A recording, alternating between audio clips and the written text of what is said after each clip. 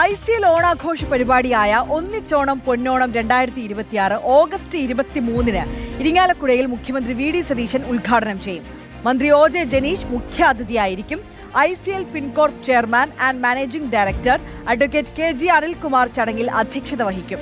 ICL മാനേജ്മെന്റും ജീവനക്കാരും ഇരിങ്ങാലക്കുട പൗരാവലിയും സംയുക്തമായാണ് ആഘോഷങ്ങൾ ഒരുക്കിയിരിക്കുന്നത്.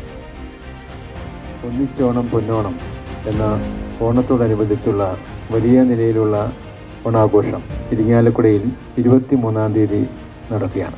ഈ ഓണാഘോഷം നമ്മുടെ ഓണത്തിൻ്റെ എല്ലാ തനിമയും വിളിച്ചറിയിക്കുന്ന അതിഗംഭീരമായിട്ടുള്ള ഒരു ആഘോഷ ചടങ്ങായിട്ടാണ് നടത്തുന്നത്.